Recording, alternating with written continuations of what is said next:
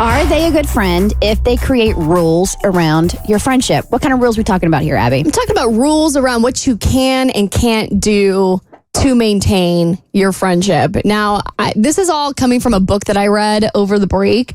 I have a pretty long drive from our city to my hometown, but it's like the perfect length for me to listen to a rom-com on Audible. So from like start to finish, I can get it done, have a full book knocked out to sound like I've actually read something while I was away, but really it was like listening to a podcast.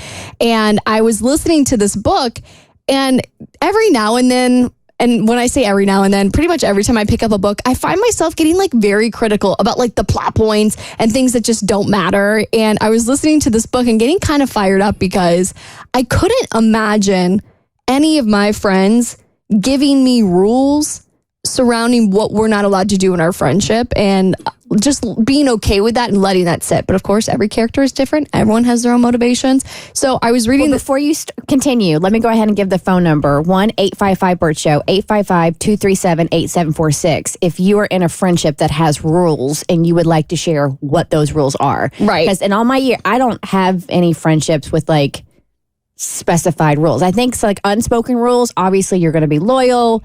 You're going to be kind, you're going to be supportive, you're going to be, I feel like those are like unsaid rules, but actually like voicing out like specific rules, I've never heard of that. So, of course, this is all fiction. So this is from a book I read called This Summer Will Be Different. It's by an author called Carly Fortune. She has written one of my favorite books of all time, Every Summer After. So when I saw that she had a new one out, I was like, oh my God, let me get this on Audible. So I was listening to it on my drive home. And the main plot point surrounding this book is it's about two best friends. And one of them has like a vacation home on Prince Edward Island. And it's real fun, real summery.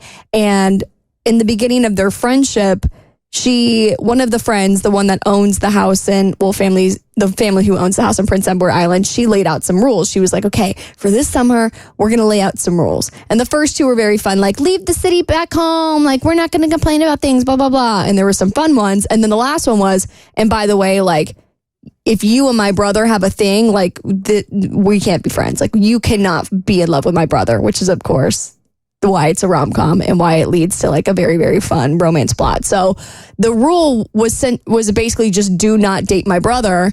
And what happens is the girl that is the friend with the sister whose family owns the house shows up to Prince Edward Island a couple days earlier before the friend gets there.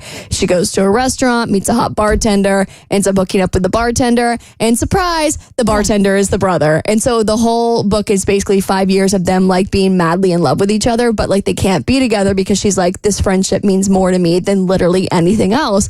And the entire time I'm listening to this book, I'm like, this is so stupid. I'm like, imagine if you just went to your friend and said, hey, you know your stupid, hot, oyster-shucking brother?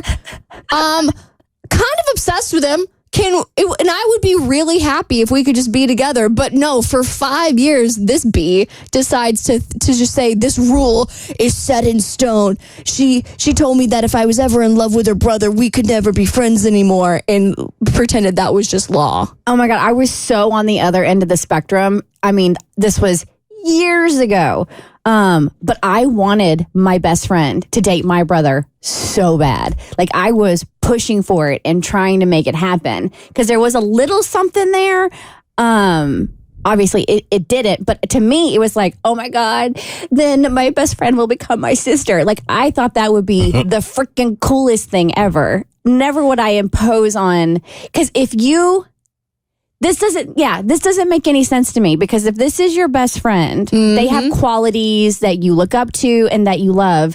And why wouldn't you want your brother to date somebody like that? Like this is like, if you have a best friend, this is somebody that you have chosen to be in your life that you think is exceptional. Why would you not want your brother to date somebody exceptional? I feel like the majority of men could not feel more different than y'all feel right now. Absolutely not. I don't think I've ever told one of my friends that was a rule, but that was certainly a rule. No dating of the sisters? No, you cannot be my best friend and date my sister. Why? No way. What's wrong with your friends? Conflict of interest. I mean, men are going to be men. I just think you understand that as a man. And I do have friends that have grown into becoming the kind of man that I would want my sister to pursue. But at that point of life, when you're in your young 20s, mid-20s, you don't really see the majority of your friends as the kind of guy you would want your sister to end up with, if I'm honest. Really? Not at all.